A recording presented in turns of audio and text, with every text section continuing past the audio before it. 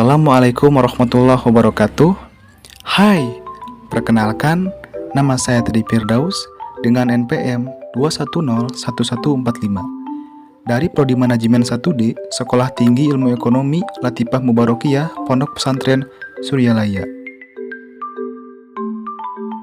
Di sini saya akan sedikit memaparkan materi mengenai manajemen skill. Seperti yang kita ketahui, manajer adalah sosok yang berpengaruh pada kinerja tim. Oleh sebab itu, ada sejumlah soft dan hard skill yang harus dipenuhi seseorang sebelum menjadi manajer. Salah satunya adalah manajemen skill. Lalu, apa saja yang harus dikuasai jika ingin meningkatkan manajemen skill? Nah, di sini saya telah merangkum beberapa poin-poin penting mengenai manajemen skill pada video berikut.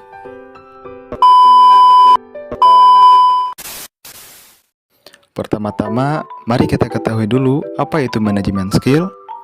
Manajemen skill adalah sebuah kemampuan untuk mengorganisir, memimpin, dan mengelola pekerjaan serta tim. Dan biasanya, kemampuan ini harus dimiliki oleh seorang manajer di dalam tim. Manajemen skill adalah sebuah soft skill yang umumnya didapatkan dari pengalaman ketika memimpin suatu kelompok. Menurut Robert Karts yang dilansir dari Corporate Finance Institute, ada 3 jenis dasar manajemen skill yang harus dimiliki seorang pemimpin. Yang pertama adalah kemampuan teknis. Kemampuan teknis yang dimaksud di sini adalah kemampuan hard skill terkait pekerjaannya. Contohnya ketika seorang content manager, ia harus paham menggunakan perangkat lunak terkait konten hingga aplikasi media sosial. Hal ini diperlukan untuk memastikan bahwa manajer tersebut dapat menjadi contoh dan membimbing stafnya ketika bekerja. Kemudian ada kemampuan konseptual. Kemampuan ini melibatkan pengetahuan dan pengalaman manajer dalam memimpin sebuah tim. Pengetahuan ini dapat membantu tim untuk merencanakan strategi dan memecahkan masalah. Seorang manajer yang memiliki pengetahuan yang luas seputar pekerjaan dan industrinya akan lebih mudah menganalisis suatu masalah. Tak hanya itu, hal ini juga akan membantunya untuk menemukan solusi yang kreatif bahkan inovasi baru. Dan yang terakhir adalah kemampuan interpersonal.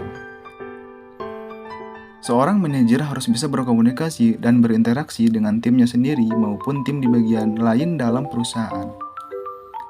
Karena dengan membangun komunikasi dan hubungan yang baik, seorang manajer dapat memaksimalkan potensi dari setiap anggotanya di dalam tim. Tentu saja hal ini juga akan berpengaruh pada motivasi kerja karyawan.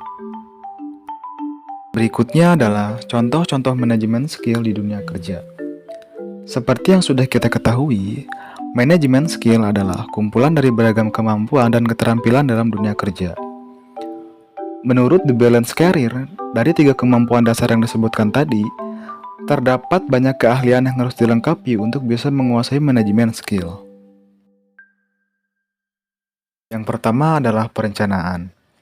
Seorang manajer harus mampu merencanakan strategi dan proyek yang akan dilakukan tim untuk beberapa waktu ke depan. Pertimbangan perencanaan ini biasanya berdasarkan evaluasi dan kondisi perusahaan. Kemampuan ini juga mengharuskan manajer berpikir visioner dan dapat memprediksi kondisi di kemudian hari. Beberapa skill yang dibutuhkan dalam proses perencanaan ini antara lain berpikir kritis, berpikir logis, berpikir strategis, menganalisis masalah bisnis, dan manajemen program.